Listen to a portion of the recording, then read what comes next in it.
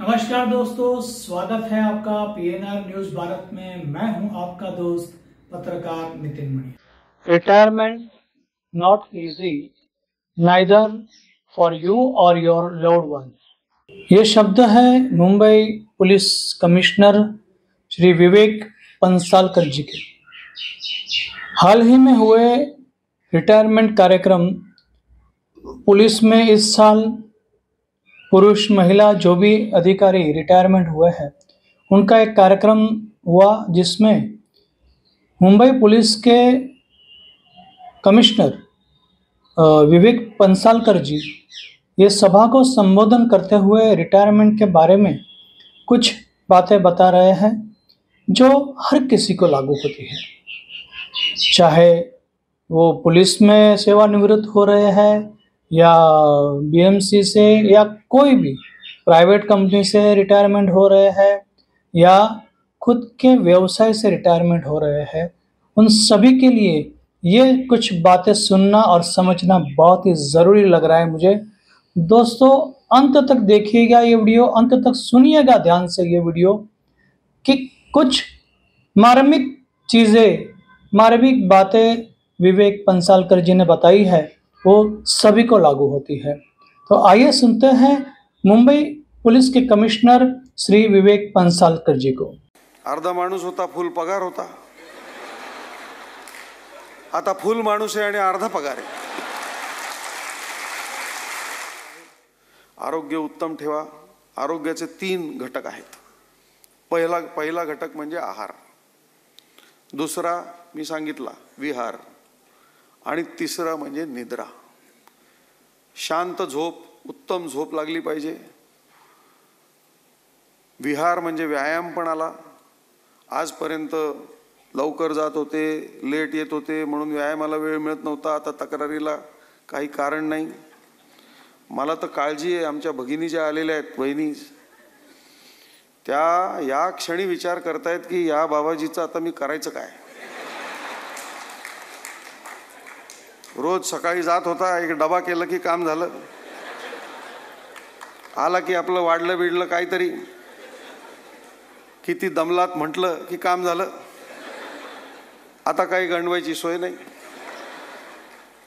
आतापर्यंत माणूस अर्धाच मिळत होता, 12 तास, त्यात 9 तास झोपत होता, 1-2 तास आवरत होता, 1च तास बोलत होता। अर्धा माणूस होता, फुल पगार होता, आता फुल माणूस आहे आणि अर्धा पगार आहे।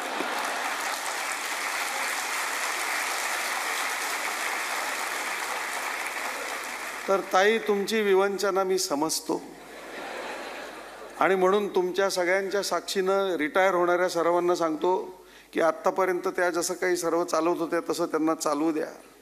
हे कुठून आलं, ते काय करते, एवढं कोणी घेतं का, हे असल्या भानगडी करू नका। शांतपणे जेवत होता तसंच जेवा, जास्त बडबड करायची, याला बोलव त्याला बोलव, त्रास द्यायचा नाही बिलकुल, आणि आनंदाने जगायचं। कारण काय आहे की खरोखरच आपण घरी नसण्याची घरच्यांना सवय असते, आणि आता घरी असण्याची सवय त्यांना लागेपर्यंत आपलं वागणं, आपलं बोलणं, आपलं चालणं जे आहे ते त्यांना सुखकारक असलं पाहिजे, त्रासदायक असता कामा नये। 30-30, 35-35 वर्ष मुंबईमध्ये राहून, मुंबई पोलिसांची, नागरिकांची सेवा करून मुंबईमधल्या अनेक गोष्टी आपल्याला पाहिलेल्या नसतात। मुंबईला, साऊथ मुंबईला हेरिटेज वॉक आहे, INS हमला आहे, जुहू चौपाटी आहे, इतक्या गोष्टी आहेत, काही ना काही राहून गेलेलं असतं, ते पूर्ण करा। महाराष्ट्र अतिशय सुंदर आहे, महाराष्ट्राचा सागर किनारा अतिशय सुंदर आहे, तिथे फिरायला जा, आनंद घ्या आणि आनंद द्या।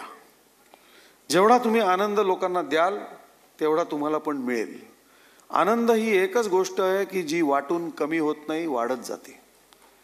आणि म्हणून जिथे जाल, जसे जाल, आनंदात राहा। तुम्ही त्या अनेक कमी भाग्यवान लोकांमध्ये आहात ज्यांना गॅरंटीड नोकरी असते, गॅरंटीड रिटायरमेंट असते। आज आपण एवढं सन्मानाने रिटायर होत आहे, हे देखील भाग्य आहे।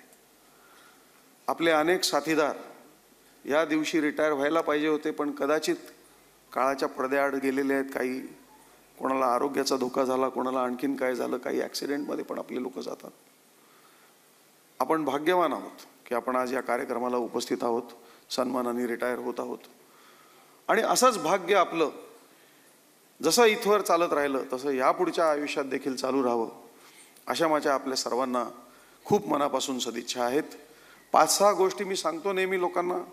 एक म्हणजे आपल्या वेळेचं नियोजन करा. आता आपल्याला खूप वेळ आहे म्हणून लोळत राहायचं, वेळ फुकट घालवायचा असं काही करू नका. कारण वेळ ही अतिशय मौल्यवान बाब आहे. वेळ ही एकमेव बाब आहे की जगाच्या कुठल्याही मार्केटमध्ये आजपर्यंत कोणीही विकत घेऊ शकला नाही, कितीही श्रीमंत असेल तरी.